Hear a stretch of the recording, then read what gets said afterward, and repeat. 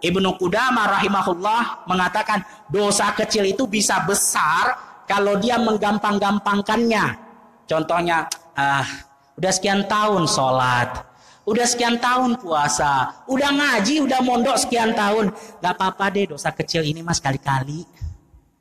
Gak apa-apa, ya sekali-kali pacaran, sekali doang. Ya, sekali doang, gak usah sholat, gak apa-apa deh, udah banyak, udah sholat, udah di Mekah lagi sholatnya, sekian ribu kali pahalanya. Hati-hati, meremehkan dosa, itu sama saja kata Ibnu Qudamah seperti dosa besar. Dan kita hati-hati, karena kita nggak tahu ajal itu kapan datangnya. Bisa jadi ketika kita meremehkan dosa, walaupun itu dosa kecil, tapi karena remeh, kemudian ajal datang menjemput dalam keadaan melakukan dosa itu, berarti matinya dalam keadaan su'ul khatimah. Dan ajal nggak ada yang tahu. Yang jelas dia kalau sudah tiba waktunya datangnya on time. Nggak bisa diakhiri, nggak bisa dilambatkan, nggak bisa dicepatkan.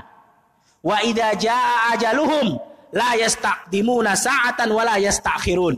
Nggak bisa kalau datang ajal mau 1 menit 1 detik pun nggak bisa on time. Datangnya pada waktunya, nggak mengenal umur, nggak mengenal tua, nggak mengenal muda. Makanya jangan sekali-kali kita meremehkan dosa. Karena sebagaimana disebutkan oleh Ibnu Mas'ud, bahwasannya seorang muslim, hakikat seorang muslim itu memandang dosa, walaupun kecil itu sebesar gunung. Tetapi hakikatnya orang yang bukan muslim, kafir, itu memandang dosa seperti lalat yang cuma lewat numpang di hadapannya. Dan kita udah sampaikan, namanya dosa itu ibarat seperti jarum pentul. Jarum pentul itu kecil, jarum pentul. Atau kalau ada jarum yang lebih kecil lagi.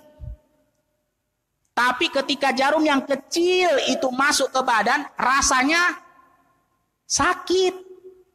Begitu juga dosa. Kecil. Kalau udah melengket di badan, enggak kita bertaubat, kemudian kita datang menghadap Allah dengan dosa itu, ya udah dibakar dulu di neraka. Dan neraka enggak ada yang enak. Api dunia saja tidak enak, apalagi api neraka. Jadi jangan remehkan dosa walaupun kecil. Ini terkadang saya juga suka tanya, ada pertanyaan di media, Ustadz, kalau ini hukumnya dosa besar apa dosa kecil ya? Kemudian saya tanya, apa maksudnya pertanyaan dosa besar, dosa kecil? Ini harus dijelaskan dulu. Karena banyak orang bertanya, wah kalau dosa kecil nggak apa-apa loh Ustadz sekali-kali ini.